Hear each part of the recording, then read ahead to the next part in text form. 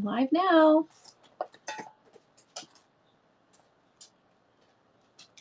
And excited to read. Having a good morning so far. I hope everybody else is too.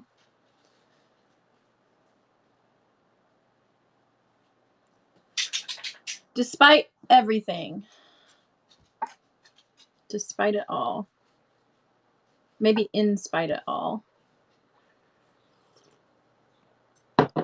Who's in here?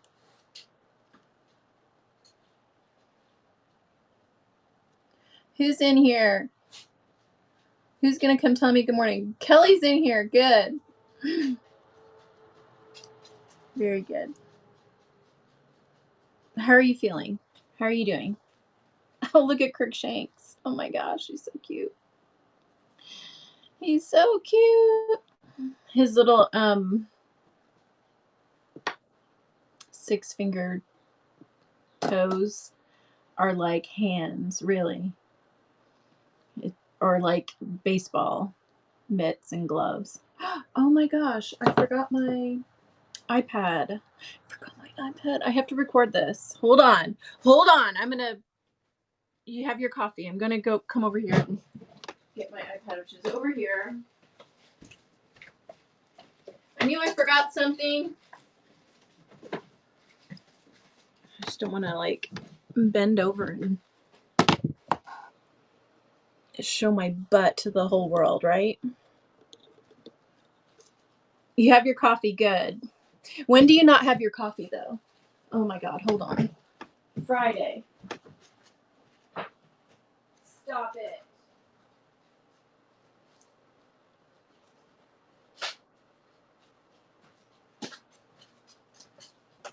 Oh my goodness, disastrous. What a disastrous morning I'm having so far. Stop. Now he's licking me. Well, hopefully I'm not, now it says poor. Hopefully I'm coming in good and clear and not all echoey and stuff. And now that I'm out of breath for running through the house, I'm going to get it's good. Hi, Kimberly. Welcome. Andrew, I was thinking about you just a minute ago. Was it yesterday? You missed it, Andrew. I just ran through the house to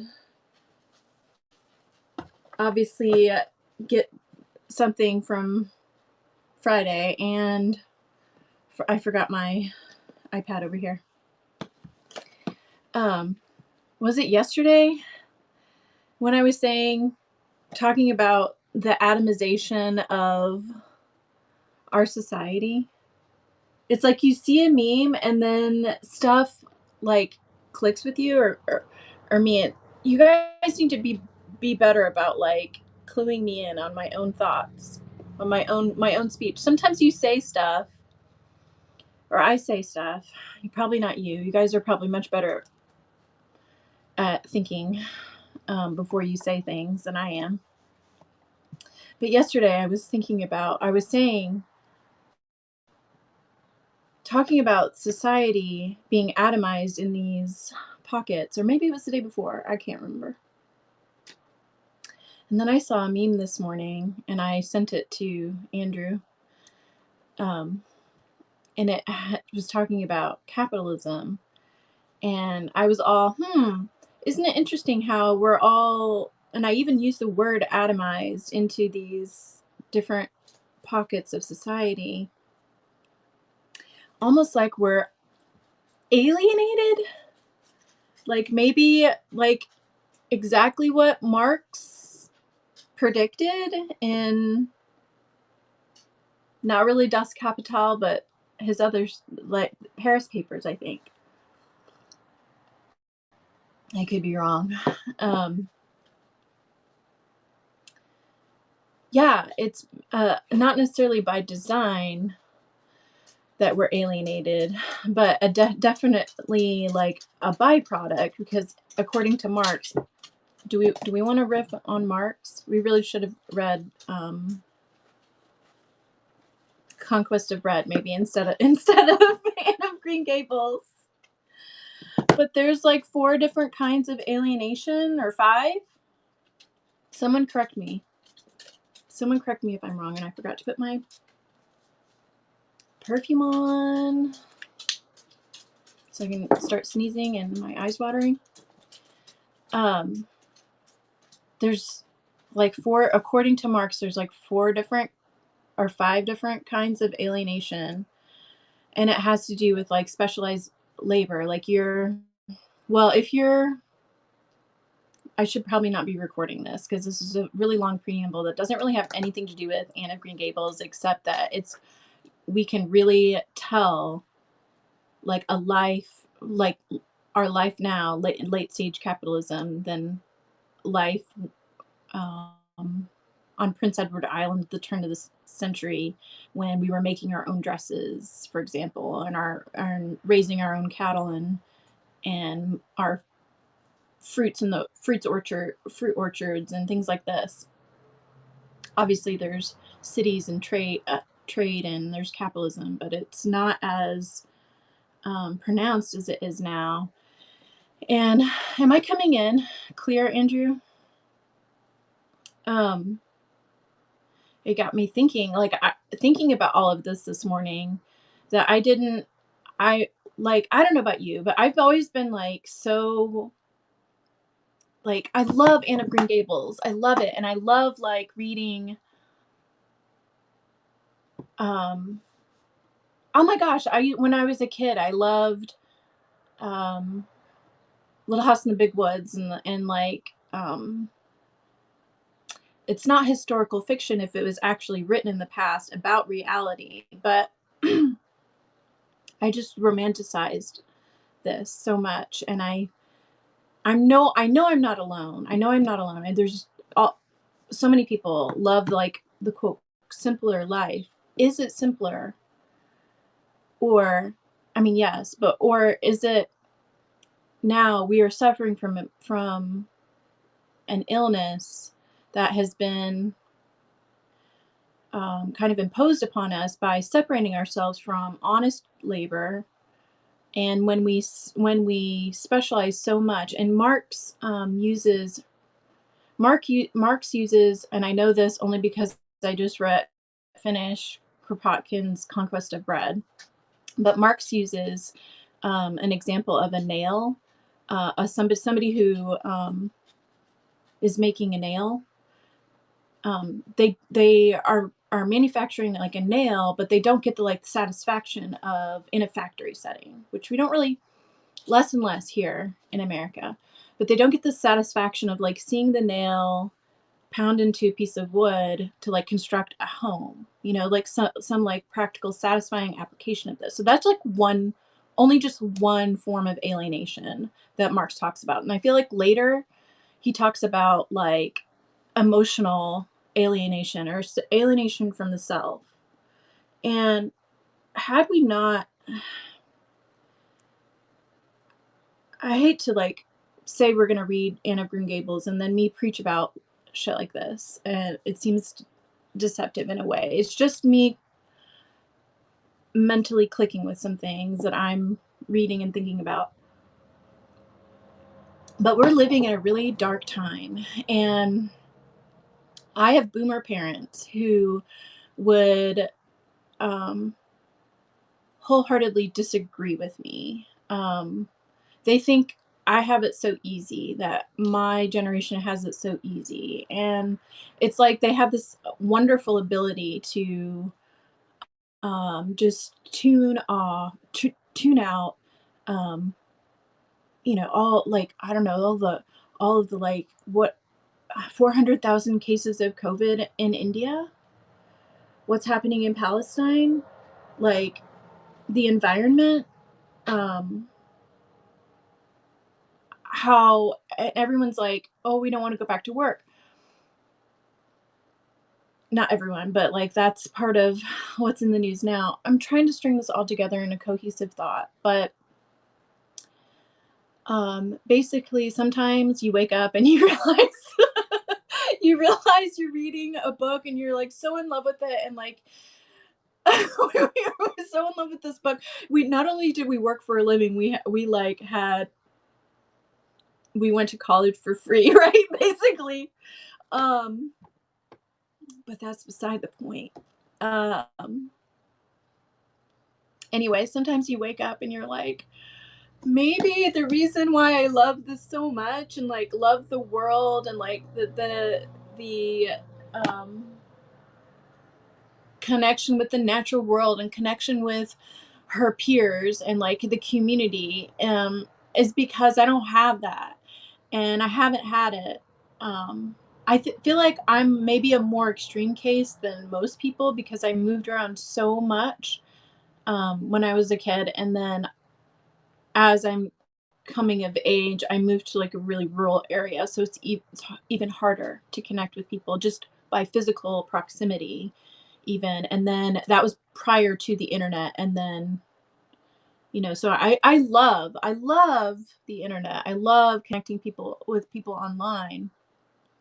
Um, and I was trying to like bolster myself up. I feel like it was yesterday, but maybe it was day before yesterday about how like maybe we get to know each other more this way without being um, in each other's physical presence. But of course, I would feel that way because I've adopted this technology called reading, and I like fall into the lives of other people and get to know them that way too. But perhaps it's symptomatic of something um, a little more dark than I had originally. I'm accepting something. I'm accepting like an illness, a darkness that isn't necessarily natural or obviously healthy. Um, I'm reminded of I'm reminded of a story, a myth that I read in Michael Mead's book, The Myth of Genius. Um, okay, so we haven't got to this chapter. I think it's a fairly short chapter, so I guess I'm just going to talk. Also, Sun in Gemini, things going in Gemini. I'm just going to talk. I'm feeling it lately. Is it loneliness? Why are we shamed for feeling loneliness or feeling like we have to talk things out? But there was this myth in this book that I read called, and I want to say I have it here over here. The Genius Myth by Michael Mead, who's a wonderful scholar on folktales and myths and things. If you're interested in that kind of thing at all, like I am, check him out. Find him. He's so cool. He was part of like the men's movement in the 70s with Robert Bly and is it Richard Tarnas and other, maybe Richard Tarnas wasn't part of that, but other men's movement um, characters. Don't cancel me. It's not what you think. Okay, look into it. Anyway, he relayed this myth about a an eagle being raised by chickens and thinking it in the book and thinking that it's a chicken its whole life, even when the eagle flies over the flock of chickens, like the eagle chicken like runs for cover and hides, um, just like all the other chickens because it's this is the environment that it's been raised in. On his podcast recently, he talked about um, this myth of the tiger or this tiger myth. Um,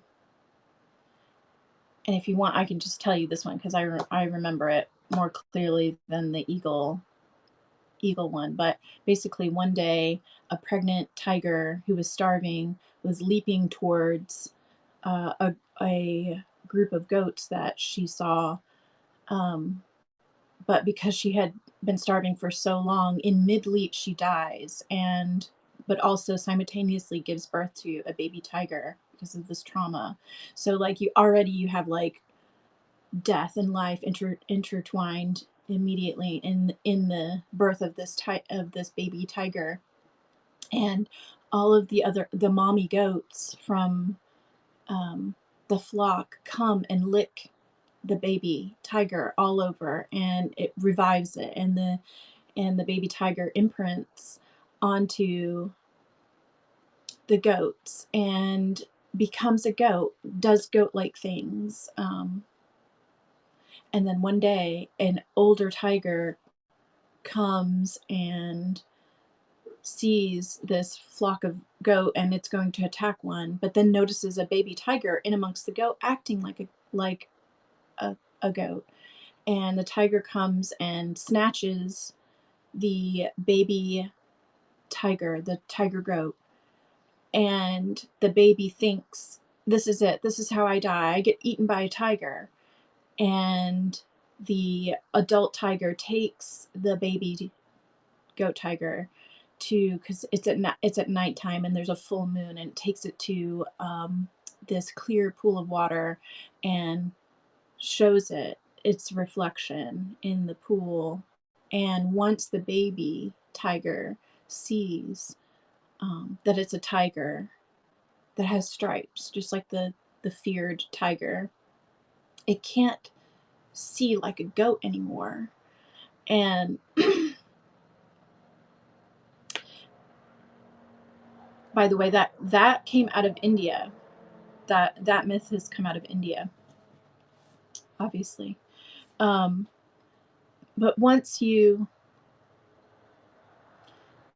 I feel this kinship with this tiger, and I think all of you do. All of the rest of you do too, because we've been through this quarantine. Um, we've had time away from work. We've had time away from even the shoddy skeletal um,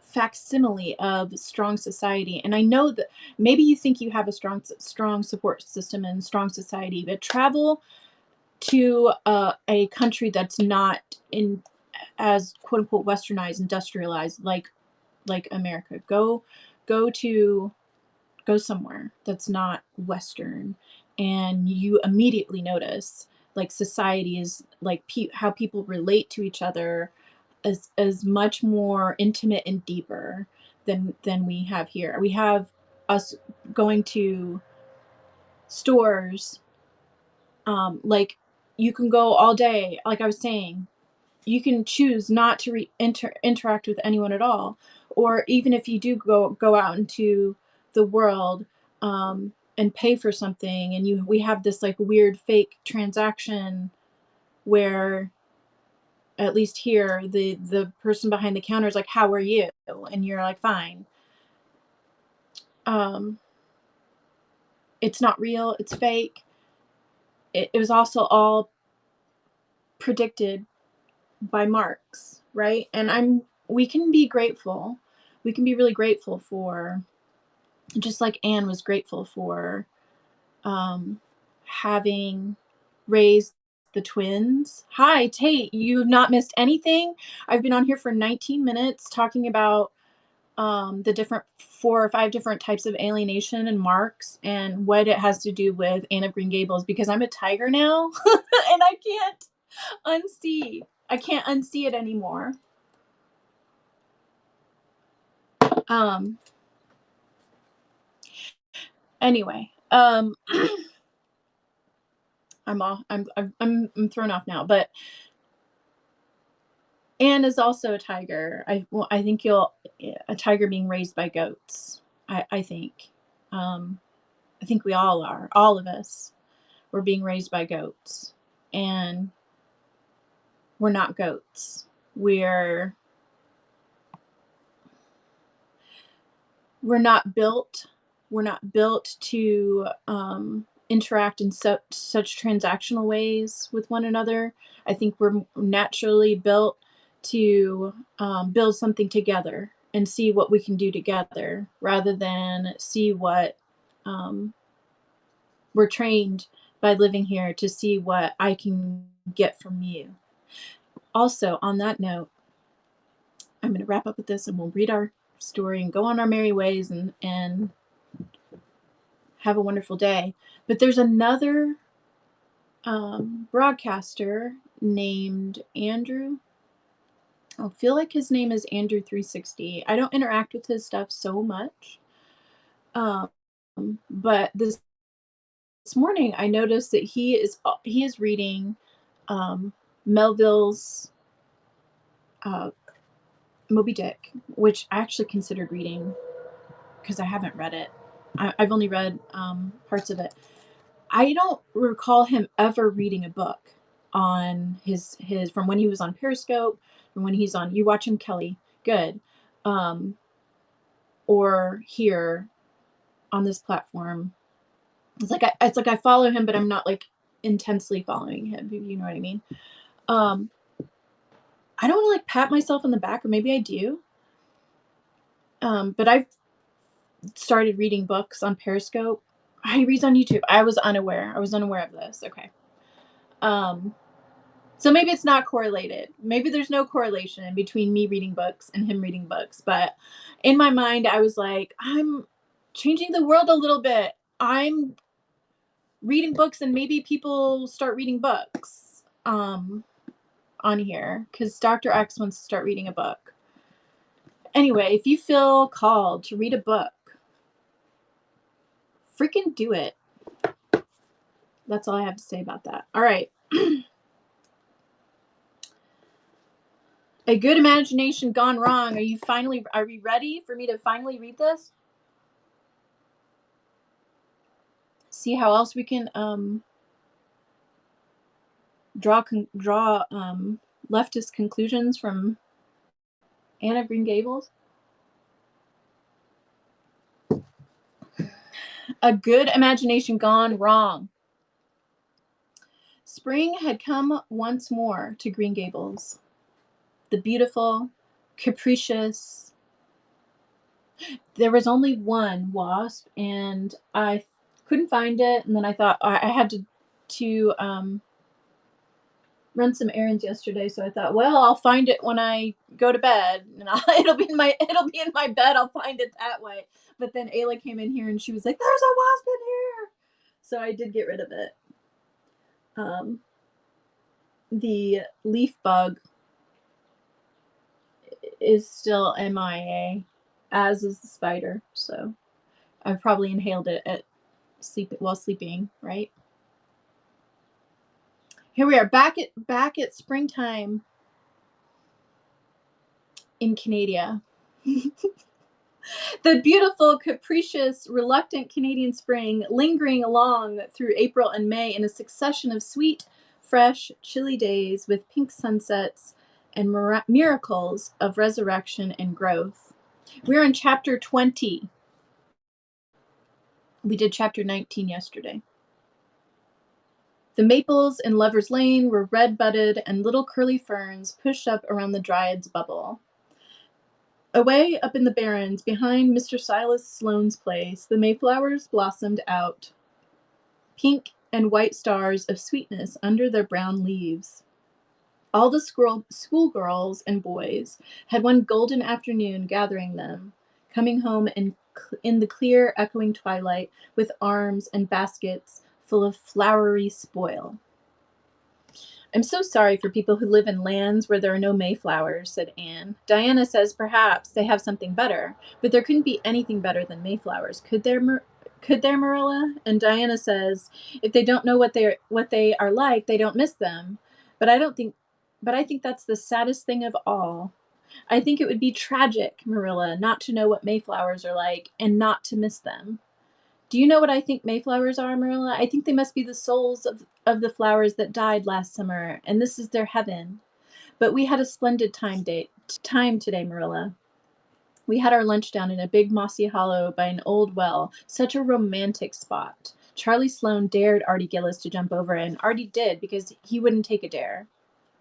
Nobody would in school. It's very fashionable to dare. Mr. Phillips gave all the Mayflowers he found to Prissy Andrews, and I heard him say, "Sweets to the sweet." He got that out of a book, I know, but it shows he has some imagination. I was offered some Mayflowers too, but I rejected them with scorn. I can't tell you the person's name because I vowed never to let it cross my lips. Who do you think it is? Starts with a Gill and ends with a Bert. Also, before I go on, no, I'm going to read. This is a short chapter, and I've talked so much already. We made wreaths of the Mayflowers and put them on our hats. When the time came to go home, we marched in procession down the road, 2 by 2, with our bouquets and wreaths singing, "My Home on the Hill." Oh, it was so thrilling. Marilla and Mr. Silas Sloane's folks rushed out to see us, and everybody we met on the road stopped and stared at us. We made a real sensation. What's that song? I'm gonna marry that boy someday. Gosh, the traffic today. Not much wonder. Such silly doings, was Marilla's response. So they made a little like spring parade. So cute. After the Mayflowers came the violets, and Violet Vale was empurpled with them. Empurpled. Empurpled. Empurpled with them. Anne walked through it on her way to school with reverent steps and worshipping eyes as if she trod on holy ground. Somehow, she told Diana, when I'm going through here, I don't really care whether anybody gets ahead of me in class or not. But when I'm up in the school, it's all different, and I care as much as ever. There's such a lot of different Annes in me. Sometimes I think that's why I'm such a troublesome person. If I was just the one Anne, it would be ever so much more comfortable than it would be. Then it wouldn't be half so interesting. Does she contradict herself? Very well, then. She contains multitudes. One June evening, when the orchards were pink blossomed again, when the frogs were singing silvery sweet in the marshes about the head of the lake of shining waters, and the air was full of the savor of clover fields and balsamic fir woods, Anne was sitting by her gable window. She had been studying her lessons, but it had grown too dark to see the book, so she had fallen into wide-eyed reverie, looking out past the boughs of the Snow Queen, once more bestarred with its tufts of blossom. In all essential respects, the little gable chamber was unchanged. The walls were as white, the pincushion as hard, the chairs as stiffly and yellowly uptight as ever, yet the whole character of the room was altered. It was full of a new, vital, pulsing personality that seemed to pervade it and to be quite independent of schoolgirl books and dresses and ribbons and even of the cracked blue jug full of apple blossoms on the table. It was as if all the dreams, sleeping and waking, of its vivid occupant had taken a visible, although immaterial form and had tapestried the bare room with splendid, filmy tissues of rainbow and moonshine. Oh my gosh. Thank you so much for subscribing. Presently, Marilla came briskly in with some of Anne's freshly ironed school aprons. She hung them over a chair and sat down with a short sigh. She had had one of her headaches that afternoon, and although the pain had gone, she felt weak and tuckered out, as she expressed it. Anne looked at her with eyes limpid with sympathy. I do truly wish I could have the headache in your place, Marilla. I would have endured it joyfully for your sake. I guess you did your part in attending to the work and letting me rest, said Marilla. You seem to have got on fairly well and made fewer mistakes than usual. Of course, it wasn't exactly necessary to starch Matthew's handkerchiefs, and most people, when they put a pie in the oven to warm up for dinner, take it out and eat it when it gets hot instead of leaving it to be burned to a crisp. But that doesn't seem to be your way, evidently. Well, Marilla, that's a slightly passive-aggressive of you, but headaches always left Marilla somewhat sarcastic. Oh, I'm so sorry, said Anne penitently. I never thought about that pie from the moment I put it in the oven till now, although I felt instinctively that there was something missing on the dinner table. I was firmly resolved, when you left me in charge this morning, not to imagine anything, but keep my thoughts on facts. I did pretty well until I put the pie in, and then An irresistible temptation came to me to imagine I was an enchanted princess shut up in a lonely tower with a handsome knight riding to my rescue on a coal-black steed. So that is how I came to forget the pie. I didn't know I starched the handkerchiefs. All the time I was ironing, I was trying to think of the name for the new island Diana and I have discovered up the brook. It's the most ravishing spot, Marilla. There are 2 maple trees on it, and the brook flows right around it. At last it struck me it would be splendid to call it Victoria Island because we found it on the Queen's birthday. Both Diana and I are very loyal, but I'm very sorry about that pie and the handkerchiefs. I wanted to be extra good today because it's an anniversary. Do you remember what happened this day last year, Marilla? I'm sure you all do. Do you remember?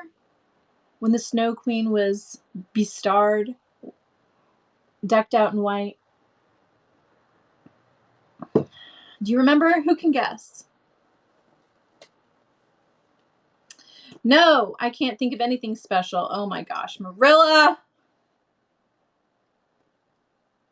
How could you forget? Oh, Marilla, it was the day I came to Green Gables. I shall never forget it. It was the turning point in my life. Of course, it wouldn't seem so important to you. I've been here for a year and I've been so happy. Of course, I've had my troubles, but one can live down troubles. Are you sorry to keep me, Marilla?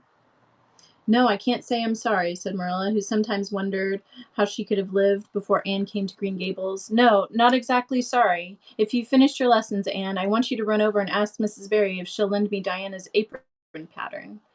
Oh, it's too dark, cried Anne. Too dark? Why, it's only twilight, and goodness knows you've gone over often enough after dark. I'll go over early in the morning, said Anne eagerly.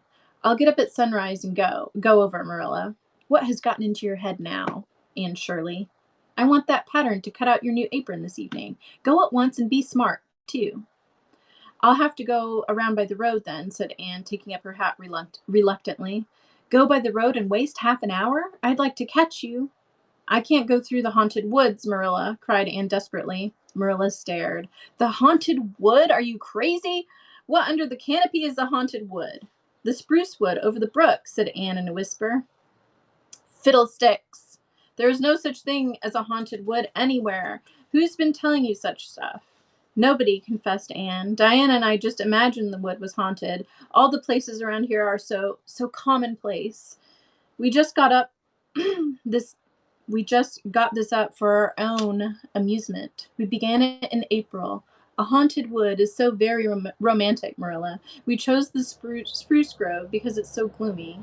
Oh, we have imagined the most harrowing things. There's a white lady walks along the brook just about this time of night and wrings her hands and utters wailing cries. She appears when there is to be a death in the family, and the ghost of a little murdered child haunts the corner up by Idlewild. It creeps up behind you and lays its cold fingers on your hand, so.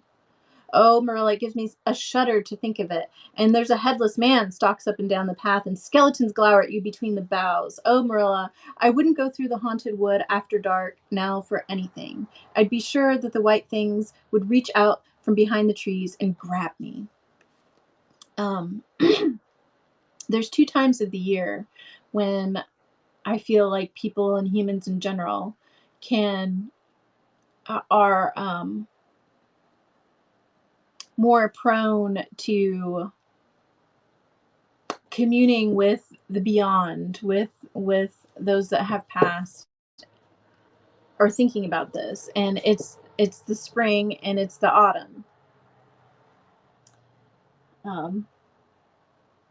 For various reasons, but do you feel that way too? I always feel like the most spookiest time besides Halloween is obviously like May Day, the beginning of May, spring. Did anyone hear the like? Ejaculated Marilla, who had listened in dumb amazement. Anne Shirley, do you mean to tell me you believe all that wicked nonsense of your own imagination? Not believe exactly, faltered Anne. At least I don't believe it in daylight, but after dark, Marilla, it's different. That's when ghosts walk. There's no such thing as ghosts, Anne. Oh, but there are, Marilla, cried Anne eagerly. I know people who've seen them, and they are respectable people. Charlie Sloane says that his grandmother saw his grandfather driving home the cows one night after he'd been buried for a year. You know, Charlie Sloane's grandmother wouldn't tell a story for anything. She's a very religious woman. And Mrs. Thomas's father was pursued home one night by a lamb of fire with its head cut off, hanging by a strip of skin. That's graphic, isn't it?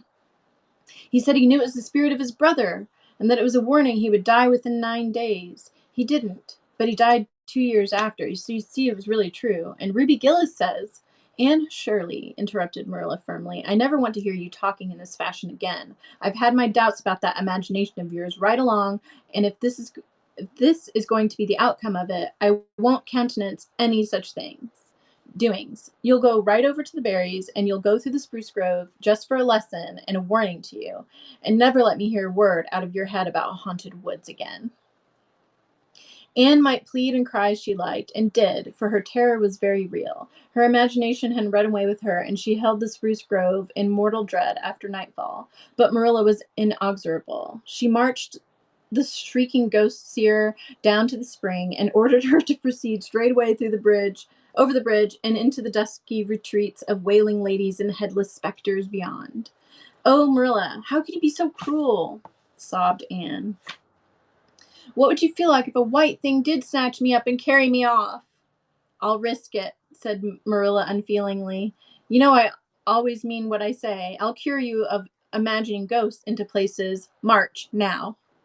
Anne marched. That is, she stumbled over the bridge and went shuddering up the horrible path beyond. Anne never forgot that walk. Bitterly did she repent the license she had given her imagination. The goblins of her fancy lurked in every shadow about her, reaching out of their cold, fleshless hands to grasp the terrified small girl who had called them into being. A white strip of birch bark blowing up from the hollow over the brown floor of the grove made her heart stand still. The long-drawn wail of two old boughs rubbing against each other brought out the perspiration in beads on her forehead. The swoop of bats in the darkness over her was as the wings of unearthly creatures. Pause. They are unearthly. That happens all the time when I go out here at dusk. Bats will fly around, swoop around. I'm always like scared they're gonna fly in my hair.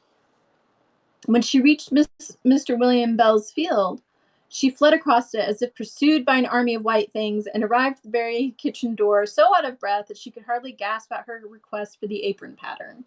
Diana was away, so she had no excuse to linger. The dreadful return journey had to be faced. Anne went back over it with shut eyes, preferring to take the risk of dashing her brains out among the boughs to that of seeing a white thing. When she finally stumbled over the log bridge, she drew one long shivering breath of relief. Well, so nothing caught you? Said Marilla unsympathetically. Oh, Marilla, chattered Anne, I'd be contented with commonplace places after this. And that concludes chapter 20. I think we will, since I just wheezed on today, and I could talk so much that I'm going to end it, and we will continue with chapter 21 tomorrow. Gosh, I hope I'm coming in clear. Oh, it's a dress. Don't you love it? Don't you love my dimpled elbows too? I think this dress accentuates my dimpled elbows quite nicely. What was I going to say? Oh, before we go, to talk about the text, the description. You have a skirt like this. It's like it's very 80s. I feel like my mom had this exact same dress, and it's got a tie waistbands, but it does have pockets. You'll be thrilled to know it has pockets. The just the description of the springtime and in this, I mean, you can just like, it's so beautiful, and it's so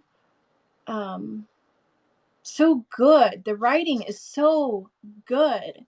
It's really just like tragic that we didn't get anything more substantial from Ellen Montgomery. Like, I mean, transcendental. Like, I feel like we slip into these like these reveries that she has about nature and in the island and stuff, and I feel empurpled.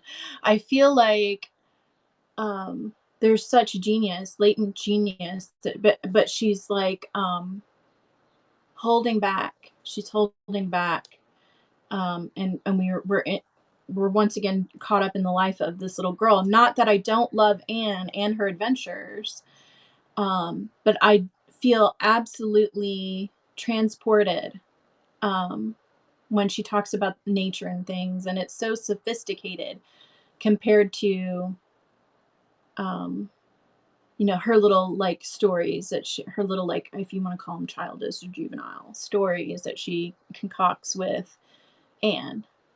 Um, and she's written so many more Anne books, and I don't want to like burst your bubble or anything. Read them, but they don't hold a candle to this first one.